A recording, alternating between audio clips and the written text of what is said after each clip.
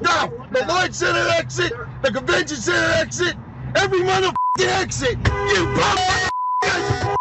You.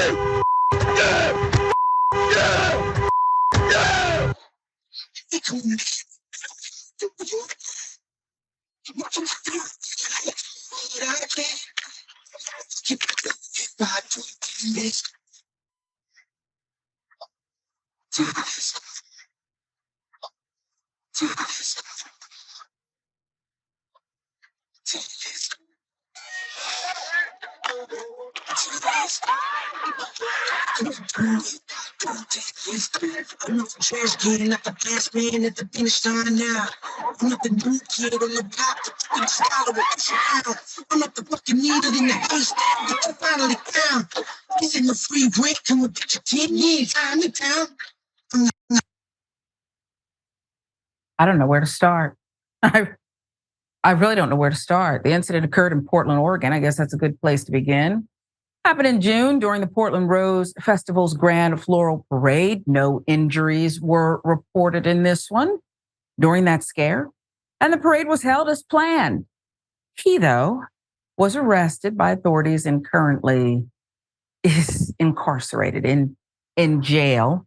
Sidney Meacham faces nearly 40 criminal charges, including multiple counts of reckless driving, hit and run, property damage, as well as about 24 traffic violations.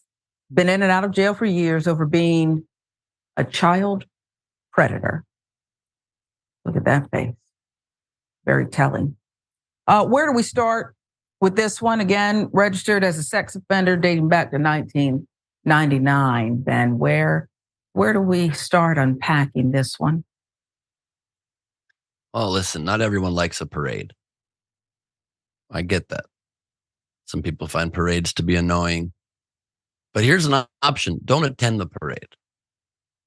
You don't need to drive your car angrily through the parade. And that's just a piece of advice I've learned from my life as a non-parade driving through American citizen. You might want to do it. You might think parades are stupid. I don't like floats. I don't like marching bands. Again, vote with your feet, not with your car.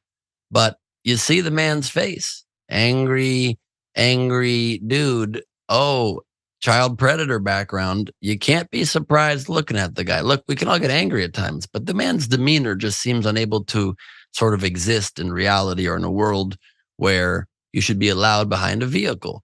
We might need to add some sort of like anger tests to the DMV driving test to see, sure, you know the rules and you can contain yourself through a 20-minute drive out on the roads with an instructor, but then go through some kind of a haunted horror house gauntlet when you get back to the DMV and see how people react. Or better yet, just film them surreptitiously in line waiting at the DMV. And if the ones who get super hot under the collar and start cursing under their breath, you don't issue a license to that guy. Yeah, because they've already got the signs up, right? You're under surveillance. And you agree to that just by entering the door, right? It's right by the sign that says no shoes, no shirt, no service. And perhaps if when they analyze the footage, Ben, if they see that foam right at the ends of the mouth there in the corners, that's perhaps the first red flag that says you've got to take a closer look.